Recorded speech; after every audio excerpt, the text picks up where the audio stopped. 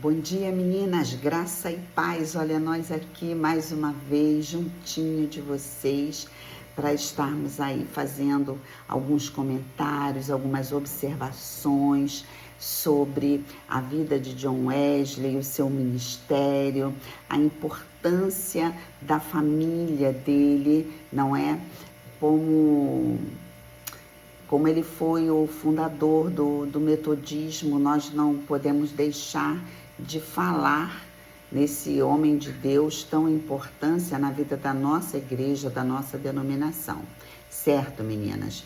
Então, hoje nós vamos dar aqui continuidade sobre isso. Acho que ainda durante o mês de junho nós ainda vamos caminhar pelo menos até a metade de junho, acredito, falando sobre esse grande homem de Deus. Amém? Depois, então, retornamos à revista. Ok, meninas? Então, vamos lá. Nós vamos dar a continuação para a gente fazer um pequeno fechamento e depois avançarmos um pouco mais. Então, meninas, o envolvimento do metodismo com as questões relevantes à sociedade era uma marca que acompanha desde o seu início, ou seja, desde que o metodismo foi fundado, existe essa preocupação com as coisas que acontecem no mundo, na sociedade, ou seja, o metodismo ele não caminha visando somente as coisas de origem espirituais, não, ele se envolve com ações que possam trazer benefício à sociedade de modo geral, ok? Então, e aí, desde que Wesley começou com esse movimento, havia essa preocupação. A Inglaterra passava por um caos, a sociedade estava caótica, porém, ele procurou se envolver para trazer, se não uma total transformação à situação, pelo menos minimizar os problemas, não é? Que estava acontecendo naquela época. Então, uma das coisas que traz como marca da sua trajetória, como ação, né, como uma ação eficaz para combater alguns problemas relacionados à sociedade daquela época, era a humanização de presídios, o combate à escravidão, procurar salários dignos, né? A brigar por salários dignos para os operários, procurar dar às crianças um ensino básico, certo? Porque o Wesley acreditava que na educação, através da educação, as coisas poderiam ser transformadas, certo? Então, Wesley não só trabalhava as questões espirituais, mas ele associava a vida espiritual com as dificuldades em que a sociedade estava atravessando e procurava ações que pudessem, então, minimizar todo o sofrimento. Que ações são essas? Ações concretas que pudessem, se não exterminar com os problemas, pelo menos, né, minimizar o momento de crise, vamos chamar assim, né? Bom, por quê? Ele entendia, e eu creio que nós também não podemos pensar diferente, ele entendia que essa era a proposta de Deus para a sua igreja, certo? Deus colocou a igreja nessa terra para trazer transformação. Primeira, transformação que vai visualizar as coisas do reino, evidentemente, e através desse conhecimento do reino de Deus, a gente colocar em prática ações que de fato venham trazer uma nova perspectiva para o mundo secular, vamos chamar assim, ok? Então, eu me deparo com situações dentro da minha comunidade, seja dentro da minha comunidade de fé, ou simplesmente aos redores, vamos chamar, da minha igreja, e eu preciso buscar em Deus ações práticas para combater aquilo que é do desagrado de Deus, porque o Senhor não nos fez para sofrer, não é verdade? Então, quando a gente vê pessoas lá fora sofrendo, eu preciso me compadecer disso. E preciso pedir ao Senhor estratégias para que eu ajude a essas pessoas, não é verdade? Então, Wesley tinha muito disso com ele. Ele entendia que a igreja tinha um propósito para estar inserida num determinado lugar e que não era somente para falar sobre a palavra de Deus, mas que esta palavra viesse transformar situações, em nome de Jesus. E isso não pode ser diferente na minha vida hoje, na sua vida hoje. Não pode. Eu não posso simplesmente dizer que o Senhor salva, que o Senhor liberta, que o Senhor cura, e eu não vou me mover para, vamos dizer assim, não é facilitar, porque Deus não precisa, né, dessa facilidade, mas eu preciso me mover para que pessoas creiam nisso e vivam isso, em nome de Jesus. Ok?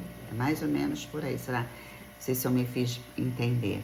Por exemplo, vamos melhorar isso, né?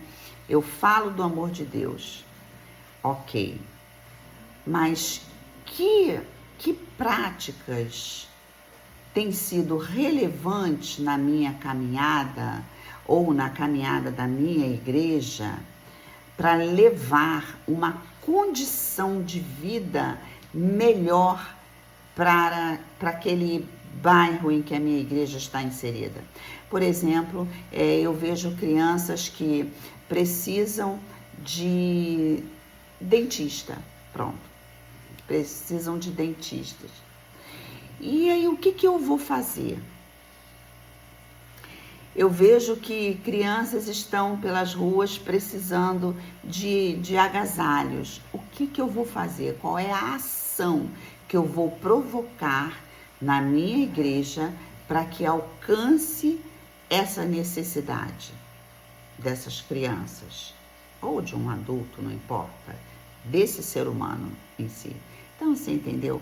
O espiritual, ele não pode ser dissociado daquilo que é prático, daquilo que é material.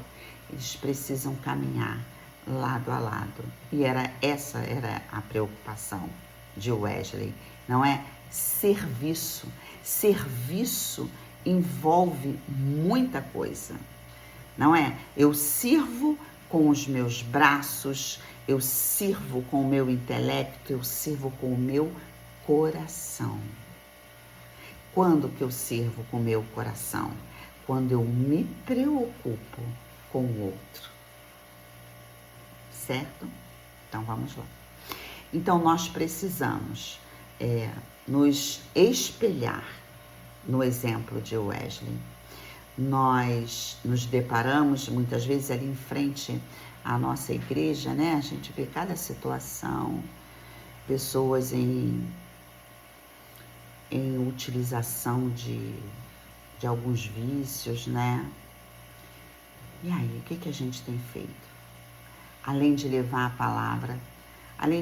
palavra, será que nós temos uma indicação de uma instituição que possa abrigar essas pessoas? Não é? Para que elas de fato venham ser livres do vício, que são inúmeros, não é? Se a gente andar um pouco mais para frente, nós vamos ver outros tipos de vícios. Pessoas que, não que se drogam, mas que se prostituem. Será Será que eu tenho feito alguma coisa, ou você tem feito alguma coisa em prol disso? A igreja do Senhor tem feito alguma coisa sobre isso? Então, que ações que a gente pode promover, não é? Para alcance dessas vidas. É por aí. Eu acho que o Wesley, ele tinha esse tipo de preocupação. Acho não, tenho certeza, esse tipo de preocupação. Então, nós precisamos nos deparar com as situações e procurar ações concretas para acabar com o problema ou pelo menos minimizar o problema, ok? Então foi só para a gente dar esse fechamento na questão do Wesley, que ficou faltando esse pedacinho, e nós vamos hoje começar a falar sobre a educação, os valores éticos, morais e bíblicos, segundo Susana Wesley. Mas quem foi Susana Wesley? Mãe de Wesley, não é? Hoje nós vamos conhecer um pouquinho de uma mulher que se destacou na Inglaterra, uma mulher de fé, de coragem, de iniciativa, uma mulher perseverante, bondosa e de muitos outros atributos, né? Quem era essa mulher? Susana Wesley, mãe de John Wesley, uma mulher que se destacou pela sua importância, pelo exemplo de mãe que cultivava a fé, a disciplina e a sabedoria, mesmo diante dos desafios. Era uma serva de Deus.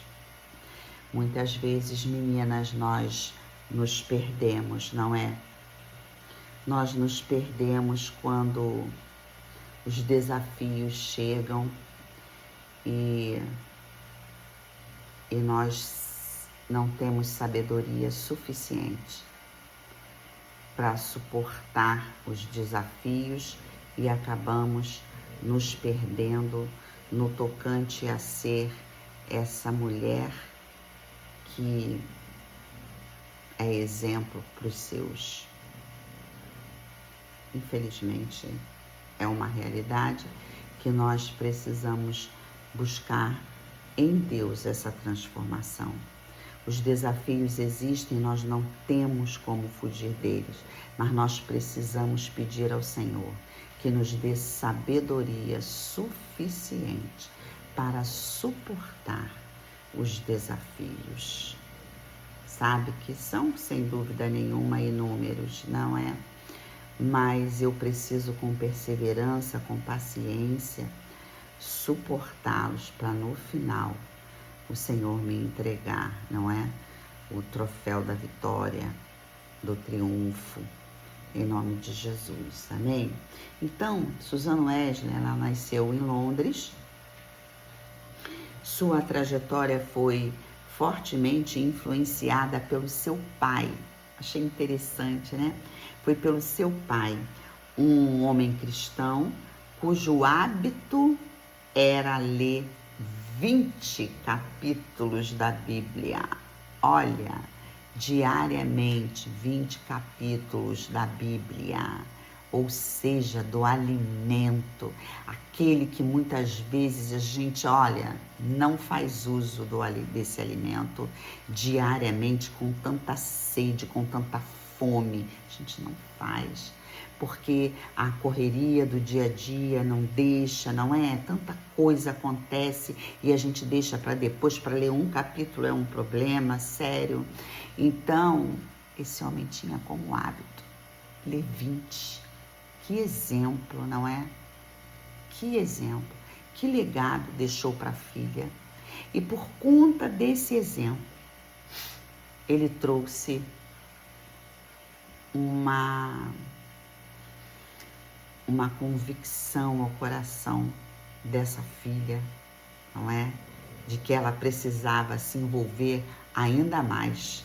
Se ele lia 20, ela precisava também ser igual ou melhor que ele, não é? Para que ela pudesse reproduzir aquilo que ela mesma viu através dele para os seus. É essa sede que eu e você precisamos ter, sabe, meninas? Da gente buscar mais, ter mais vontade de Deus. Muitas vezes a gente falha muita coisa. E eu estou me incluindo nisso. Não pense você que eu estou falando para você, não. Estou falando antes para mim mesma. Então, vamos lá. Então, eu quero ressaltar a importância do exemplo, não é?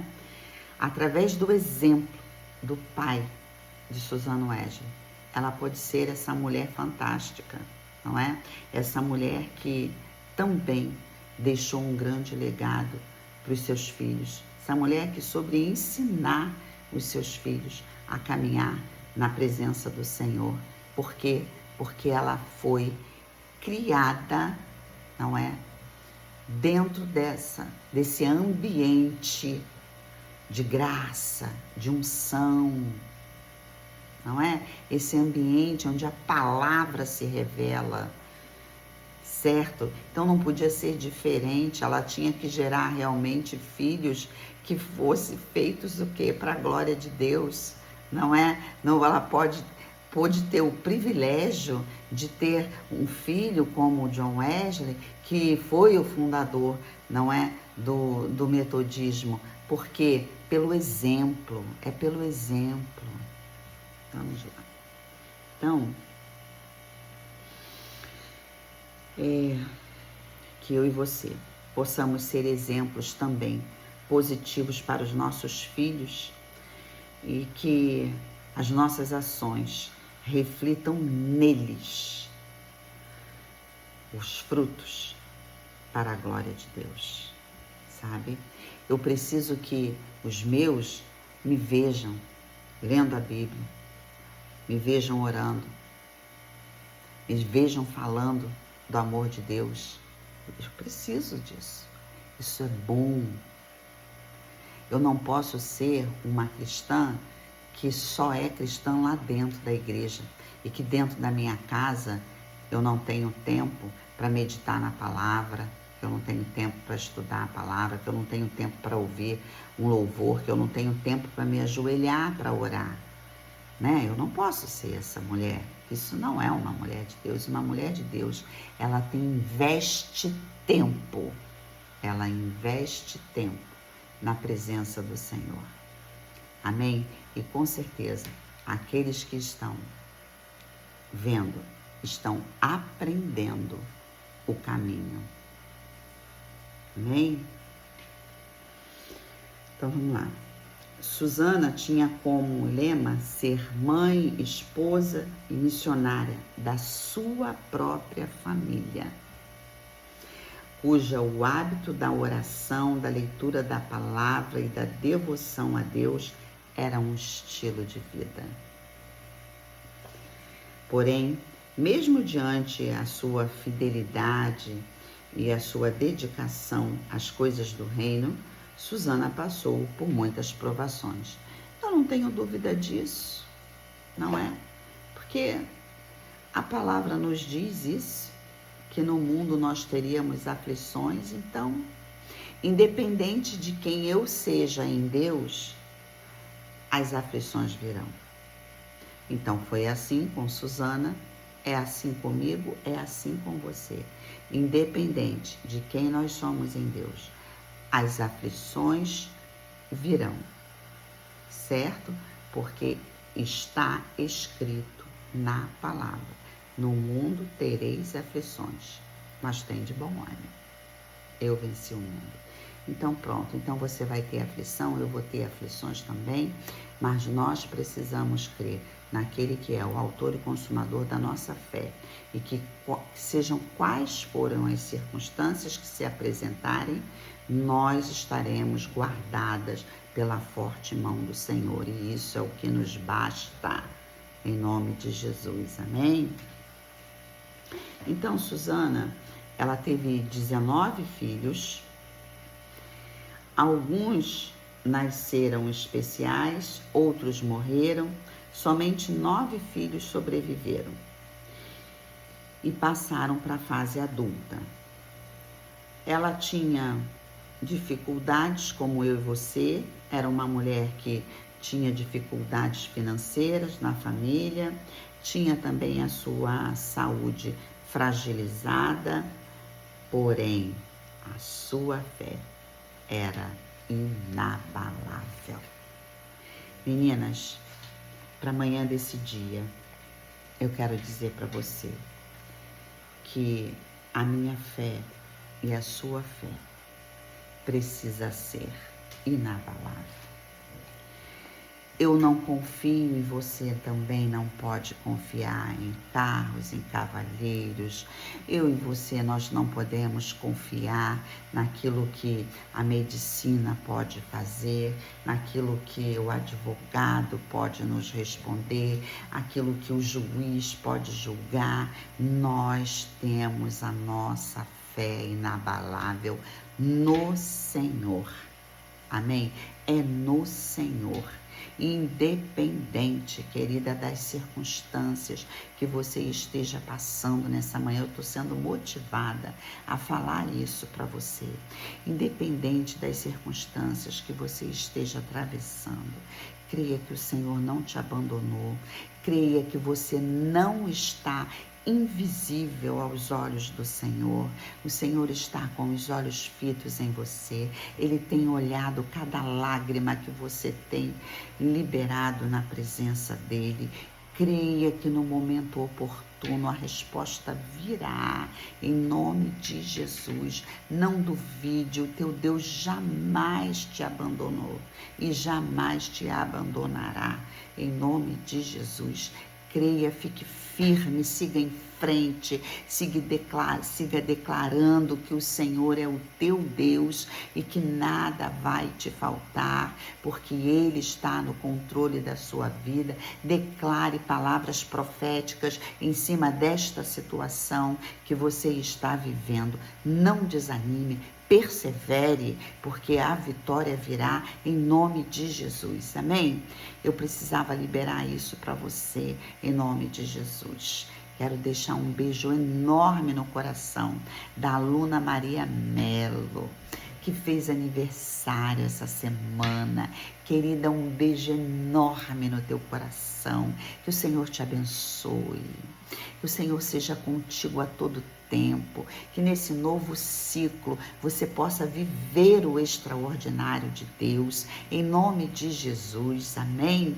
Que você tenha saúde física, saúde espiritual, que você tenha a alegria de viver em Deus, em nome de Jesus.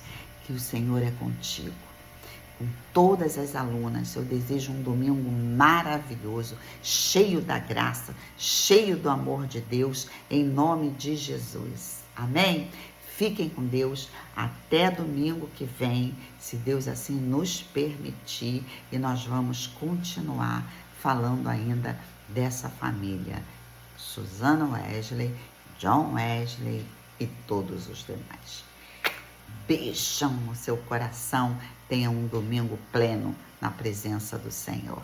Tchau.